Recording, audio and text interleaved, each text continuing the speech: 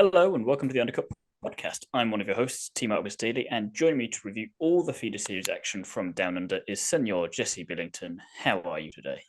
I'm tired and my legs hurt, but if you've already listened to the standard Grand Prix recording pod preview review thing, what's it? God, I'm tired as well. You'll know exactly why I'm feeling the way I'm feeling. Plus, it's a Monday. I'm always tired on Mondays. How are you? Much better than you, which is not a high bar, I admit, but after doing two all-nighters for the Formula 2 and Formula 3, I'm rather refreshed and all the better for it because it was some jolly good entertainment and I just want to get straight into it. And which amusingly starts on Friday because Formula 2 is where we're going to kick off with qualifying. And our favourite Japanese driver, Ayumu Iwasa, on pole position. Speedy boy back on top. We love to see it. We love to see it. We love to see it. Things we didn't love to see, however, as amusing as it kind of was, because granted, on the one hand, it is the first time for feeder series at Albert Park, but at the same time, getting to the starting grid is kind of a given. And Enzo Fittipaldi and Ralph Boschung both managed to fail at this by crashing out before they even lined up on the grid. Impressive in all the wrong ways. So that was already an interesting way to start off the sprint race. Doohan then later on spun out by Correa on lap 14, which caused a safety car. There was a bit of rain-ish too. It was thinking about it, didn't quite do it. The safety car then got called in, which meant that obviously Brad Benavides promptly crashed and brought it back out again.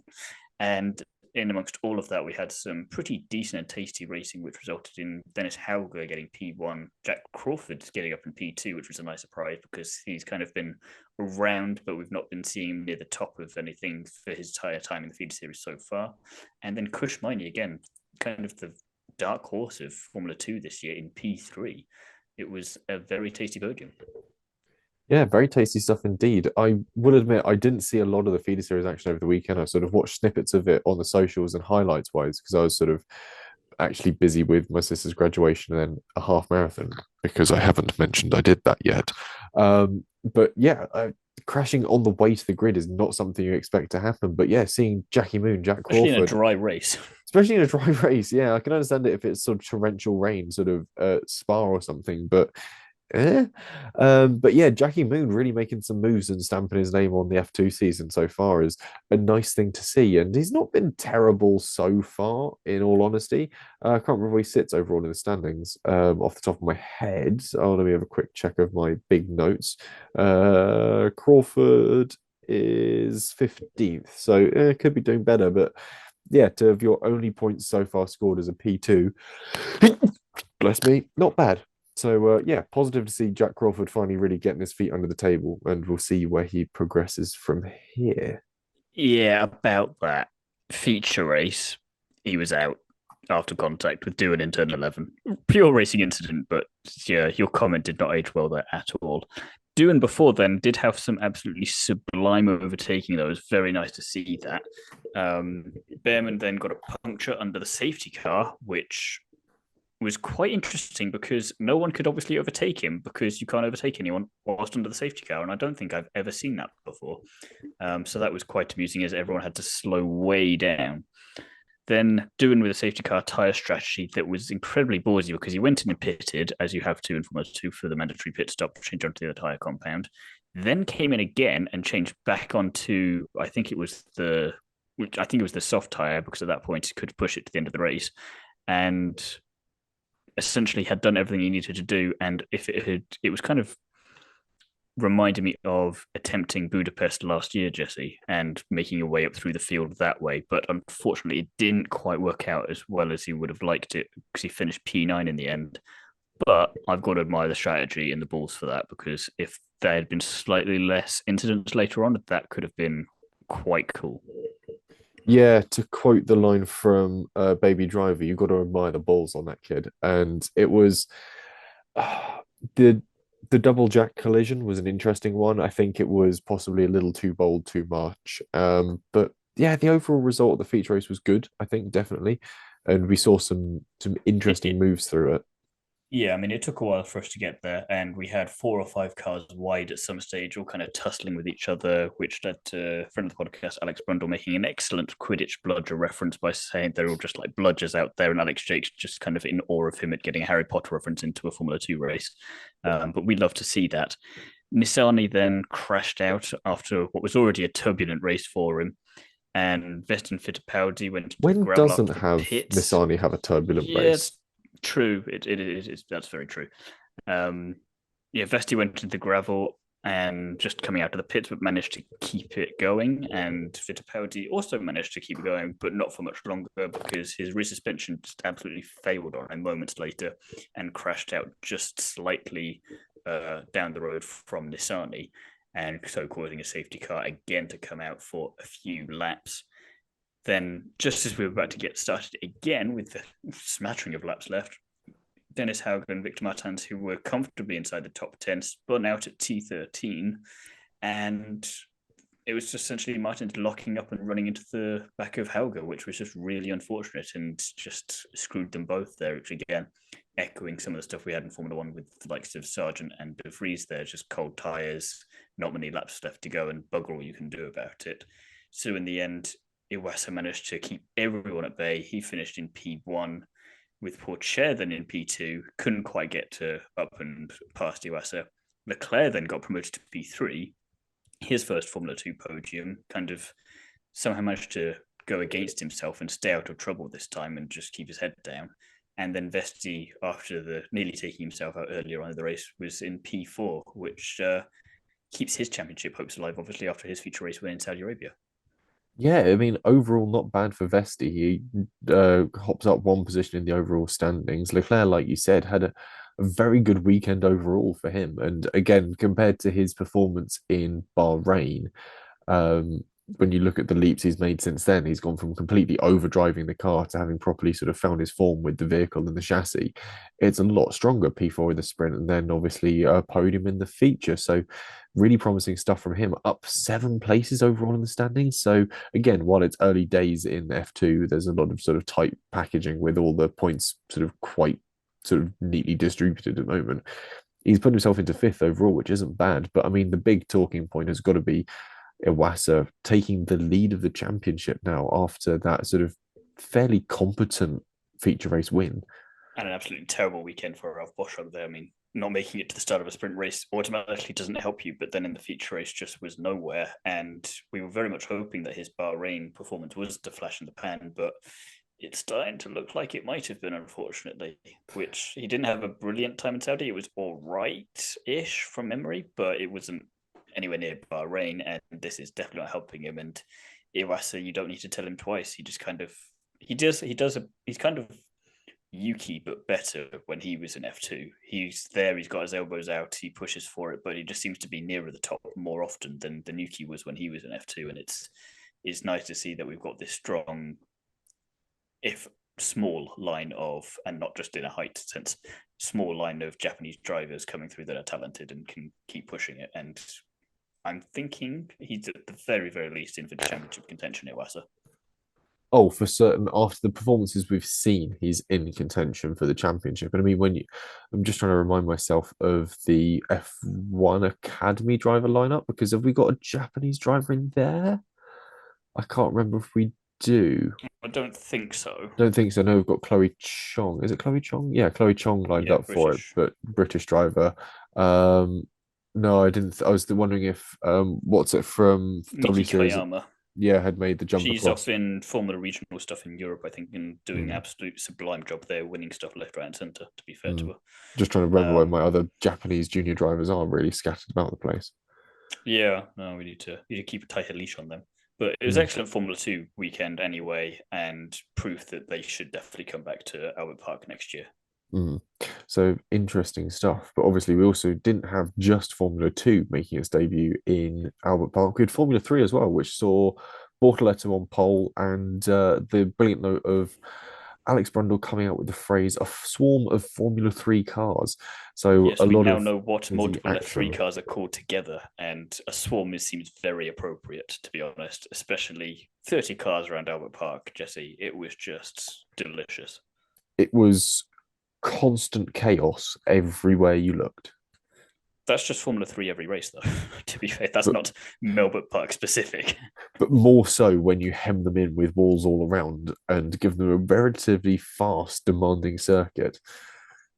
all I will say is if that's what we get for Melbourne, then Monaco with F3 is going to be good fun.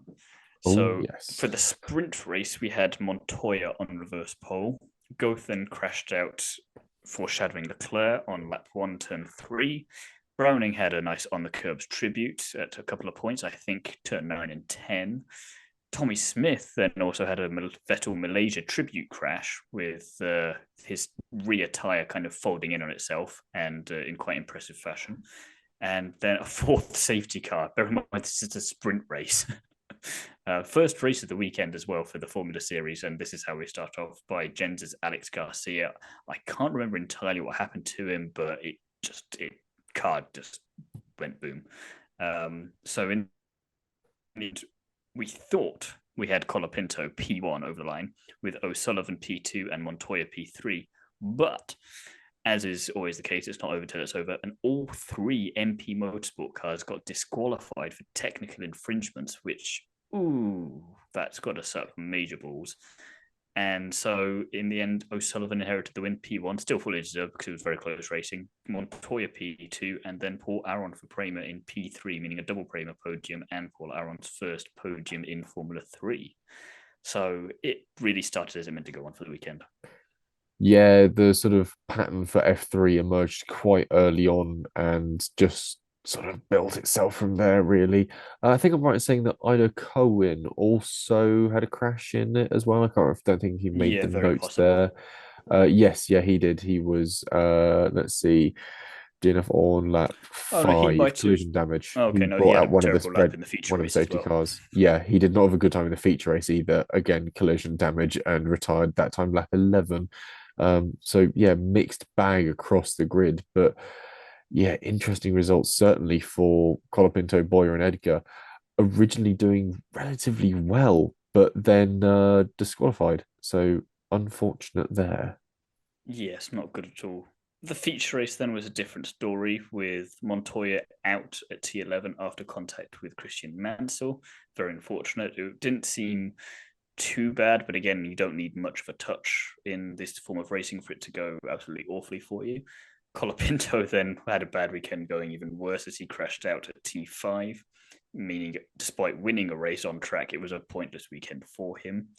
Mary Boyer then crashed out at T9 after a decent shunt with Solov, who seemed to be cursing everyone he got near throughout the entirety of the feature race, and was kind of let's not try and get too near him at any point because we don't want him in front of us, we don't want him behind us, something bad's going to happen there. Kaelin Frederick was then out too as he drove into Solov, but Solov somehow made it out of that.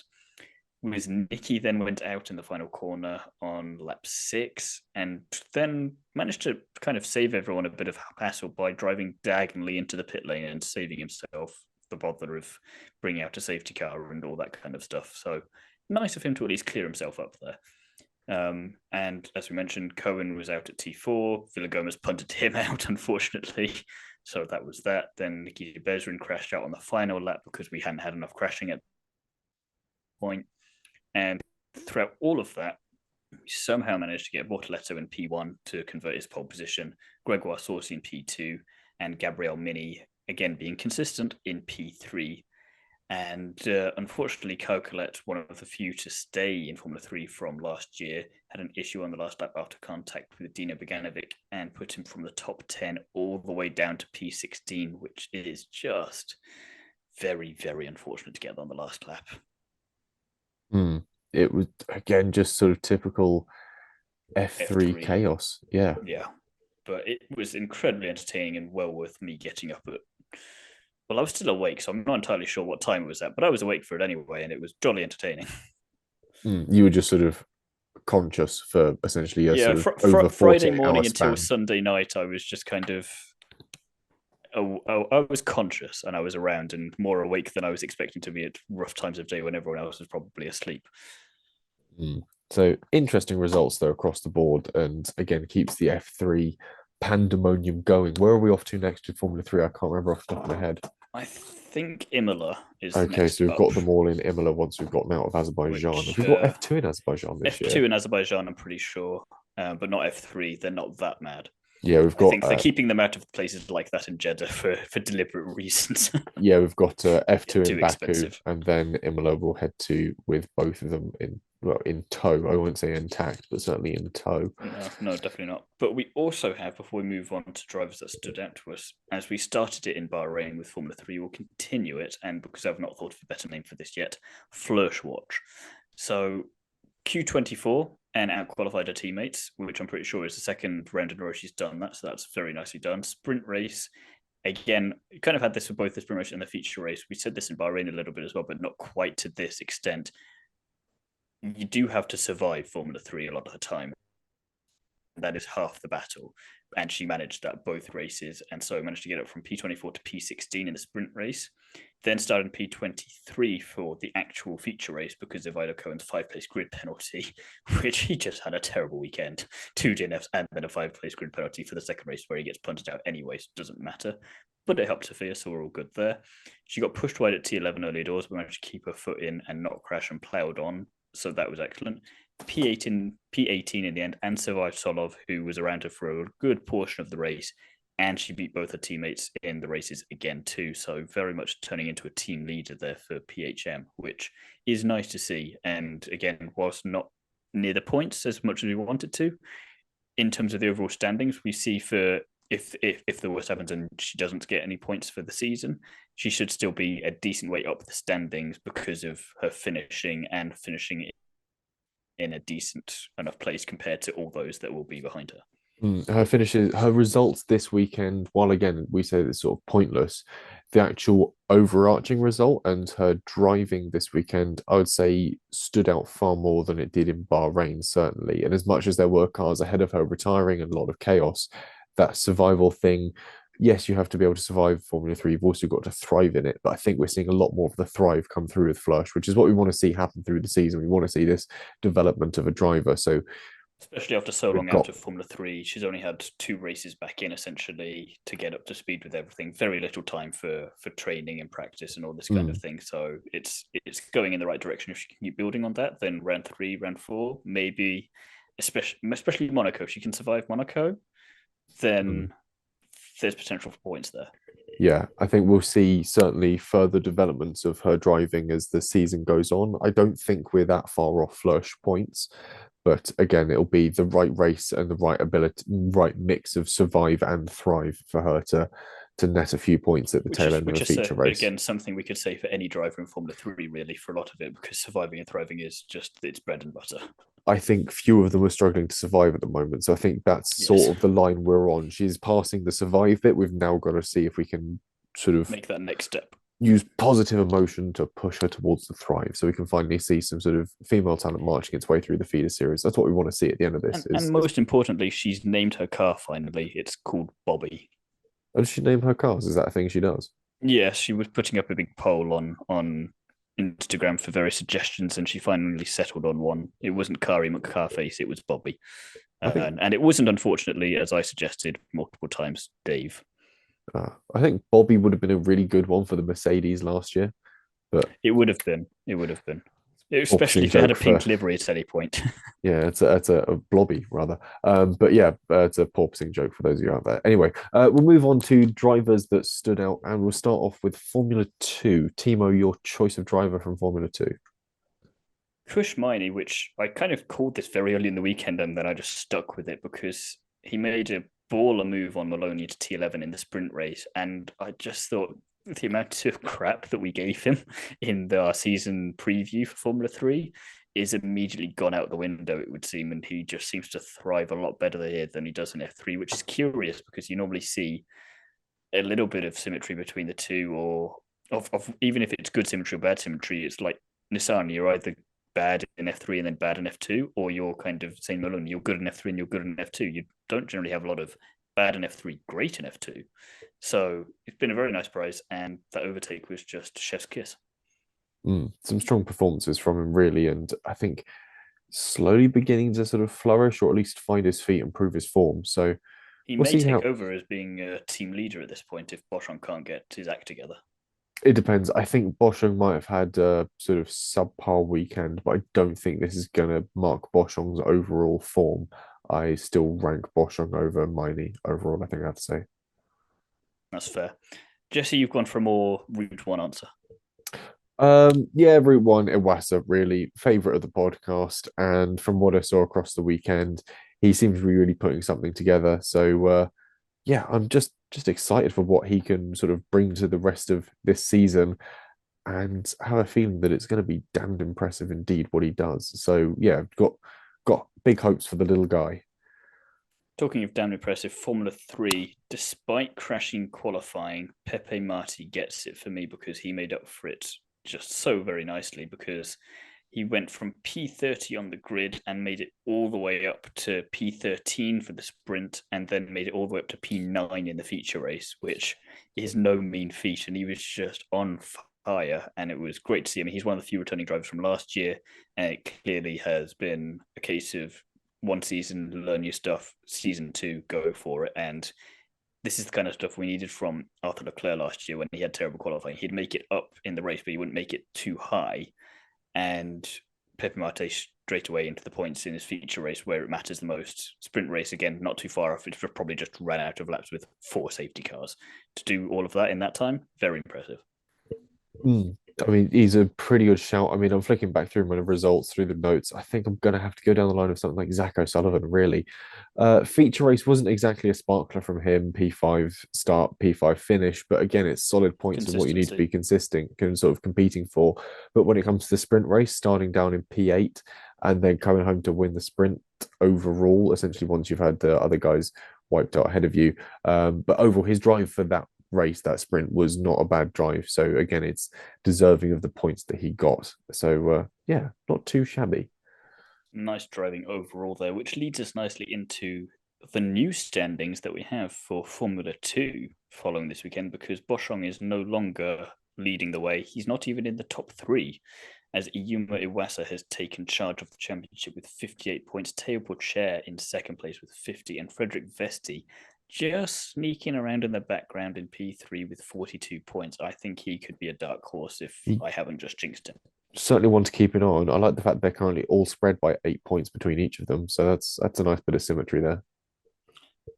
Meanwhile, in the constructors' standings, you've got Dams now. Very strong weekend for them, especially from the sprint race. You've got 91 points there for them up out in first place. You've got ART in second with 67 points, and then MP Motorsport, last year's champions, in third place with 62 points.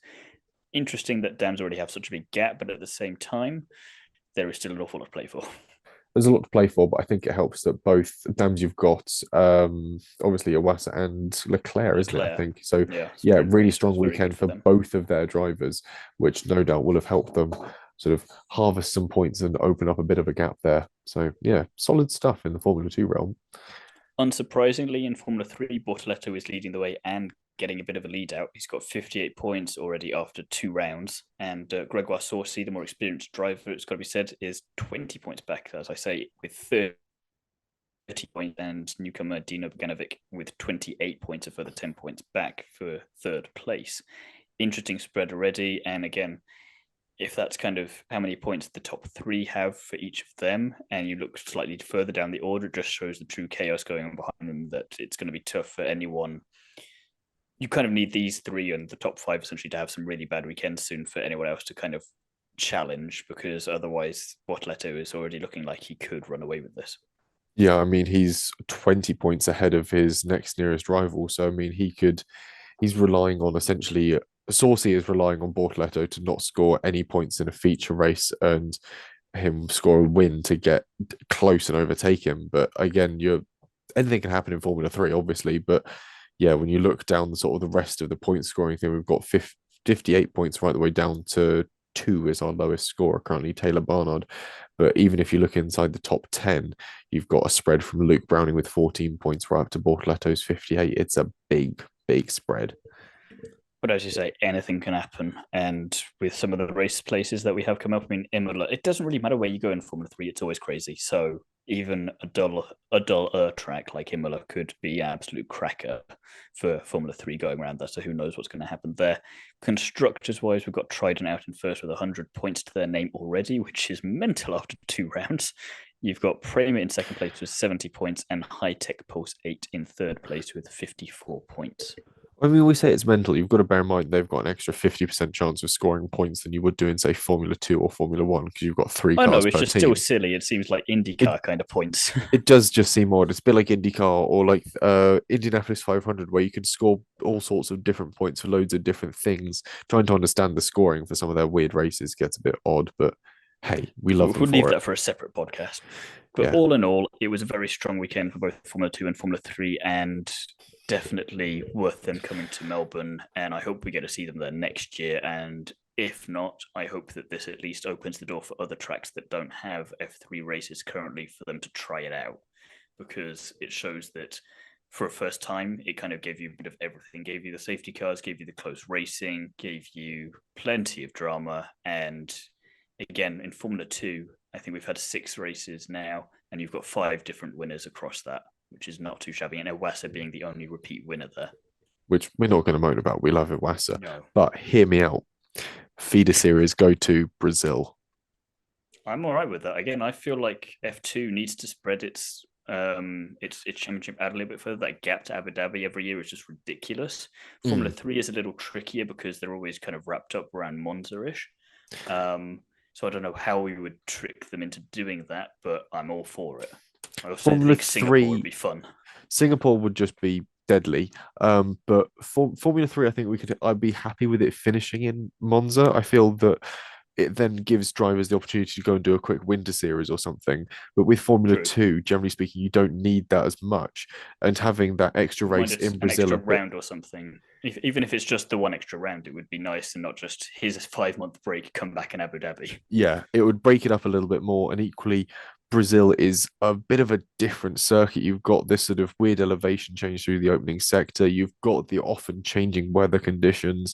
It just throws a few more challenges at an F2 driver, which I think is something that's useful to have when it comes to developing a sort of portfolio of talent and skill.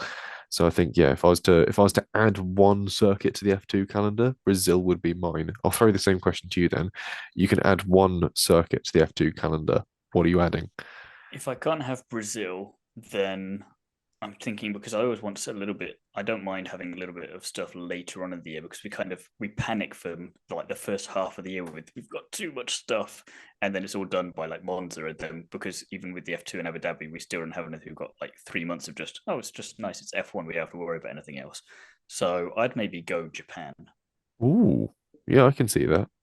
Yeah, Either for F2 or F3, because that would just be fun there. I mean, 30 cars around Suzuka would just be fun anyway, but Formula 2, it's dicey enough that I'd swap Imola for Japan in a heartbeat. I think Japan's wide enough that you could get away, certainly with the F3 grid being so sort of bustly on it. The other thing I was thinking of would be Mexico. Really different, really unique, Hit or miss, challenging. I think. I mean, we see that Formula E has excellent racing there, except for this year, but the Formula One's been a little bit duff the last couple of years, and maybe the feeder series would switch that up nicely. Yeah, But I still wouldn't choose it over Brazil or Japan. I think also where the F2 and F3 isn't quite so aerodynamically demanding, it wouldn't have the same difference against the rest of their feet season because obviously if you're not don't need as much downforce as the car naturally, when you wipe it out and you get to Mexico, it won't make too great a difference. So it'd be an interesting one certainly, but Brazil is still my overall shout for where we should send F2. I'll be happy with that. But at the moment, that is all we have time for. Maybe we'll delve into that in a separate podcast at some point, Or because if you have thoughts about it, get in yes, touch put it in on the the comments. socials, Yeah. in the comments. Let us know where would you send Formula 2 for an extra race in its calendar. But yes, that is all we have time for this episode. And we have a bit of a break now in the F2 as we do with the F1, because Baku is about a million years away. So we will be back in the meantime, though, with some extra content. We do have an F1 Academy episode that we are going to be doing to make up for the feeder series stuff, because we're going to be doing a who's who to make sure you're all across that before that season starts at the end of April in Valencia, which makes sense, probably. So do keep your eyes and ears peeled for that, and make sure you've liked, subscribed, and got a notification turned on for everything Undercut Podcast across all the social platforms. We'll plug it all in the description below if you're not already following all of us anyway, which you should be. Why aren't you? Go and do it now. Go. And in the meantime, Jesse, where can people find you aside from here? Aside from here, people can find me on the social medias on Instagram and Twitter, where I'm at Jesse on Cars, and you can also find me writing for Classic Car Weekly. So writing about all sorts of old cars, doing road test reviews, events, you name it, I'm up to it. So all sorts of very busy things there. As for Timo, where can we find myself, you? Yeah. yes, you can find me over on Is It Fast, where I've got a brand new interview piece slash kind of profile piece on mindset coach Danielle Simpson. She's great. Go and check that out. You can also find me over on The Curbs, the Nitro X podcast, Paddock Sorority, and Instagram, of course. In the meantime, that is us. That is it for the both of us, rather. It's getting late. We're getting a bit tongue tied. And thank you very much for listening, and we will be back soon.